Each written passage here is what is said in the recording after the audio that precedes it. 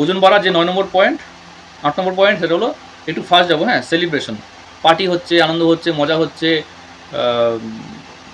নিজের বিয়ার খবর নেই, বন্ধুর বিয়া, অমুকের বিয়া, তার বিয়া, তার অন্নপ্রাশন, অমুকের ছেলে জন্মদিন। এমনিতে আমাদের কথা কি আছে যে 12 মাসে 13 পার্বণ আমাদের লেগেই আছে।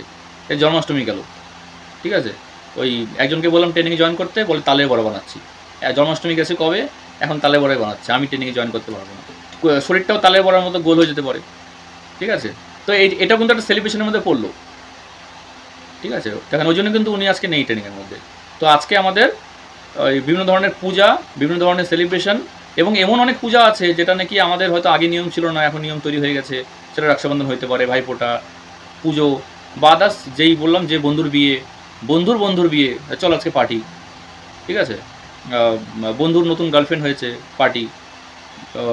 কারো হলো নতুন বিয়ের পর ছেলে হয়েছে, তার অন্নপ্রাশন, ছয়ষষ্ঠী, আইবুড়ো ভাত, আইবুড়ি ভাত, কত ভাত, জামাই ষষ্ঠী। তো শুধু কিন্তু 12 মাসে 13 না, আদার্স এমন অনেক সেলিব্রেশন আছে, মানে নাম বলতে গেলে আঙুলের কর শেষ হয়ে যাবে। তো সেই সেলিব্রেশনে কী হচ্ছে যে আমরা যখন সেই সেলিব্রেশনে যাচ্ছি, মনে করেন আপনাকে কেউ ইনভাইট করলো রেস্টুরেন্টে, আপনাকে কেউ ইনভাইট করলো বাড়িতে, এবারে কাছের লোক যখন নিমন্ত্রণ করে তখন আপনি নাও বলতে পারবেন না। তো তখন যাওয়া খাওয়া সেই জিনিসগুলো হয়ে যায়। যখন রেস্টুরেন্টে যাচ্ছেন তখন কি হচ্ছে, 6 বন্ধু মনে করেন যে গেছেন, বাকি 5 জন ওজন নিয়ে সিরিয়াস না, কিন্তু আপনি ওজন কন্ট্রোল করছেন। তা আপনি লজ্জার জন্য বলেন, বা আপনার ওই সেলিব্রেশনে আপনি, বা আমরা ভুলেই যাব যে আমি ওয়েট লস জার্নিতে আছি, কম খেলেও আমার লজ্জা লাগবে।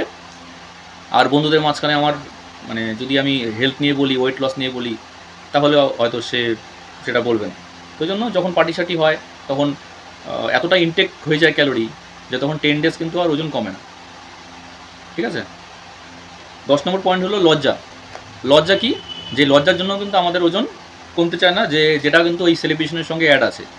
যে আমার বাড়িতে কেউ এলো, তাহলে আমি কি করছি, যে লজ্জার জন্য, এমন না যে আমি তাকে সিঙ্গারা খাওয়াবো না, মনে করেন সে সিঙ্গারা খেতে ভালোবাসে, কিন্তু আমি কি করছি, যে তাকে আমি যদি সিঙ্গারা না এনে দিই তাহলে আমার লজ্জা লাগবে, বা সে আমাকে খারাপ ভাবতে পারে, যে না জানি সে মনে মনে কী ভাবছে, যে আমি সিঙ্গারা খেতে ভালোবাসি, জানেন যে বারবার চাবে। কিন্তু ওই জন্যই লজ্জা ত্যাগ করা। কোনো জায়গায় গেছেন, সেখানে আপনি খাওয়ার কন্ট্রোল করতে পারছেন না, লজ্জার জন্য খেয়ে ফেলছেন।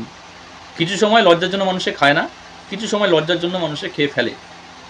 সেই লজ্জাটা নিজে কখনো হতে পারে যে আপনি একা কোথাও গেছেন, বা ফ্যামিলির সঙ্গে কোথাও গেছেন, বাচ্চাদের মাঝখানে বসে, বা রেস্টুরেন্টে গেলে যেমন ধরেন আদার্স টেবিলেও লোকজন থাকে, তো তারা যাতে হাসাহাসি না করে, তারা যাতে আপনাকে দেখে না ভাবে যে এই মহিলাটা বা এই লোকটা রেস্টুরেন্টে এসে এত কম খাবার খাচ্ছে, বা বেশি ডায়েট কন্ট্রোল করছে, হয়তো আমাকে হয়তো সে খারাপ ভাববে।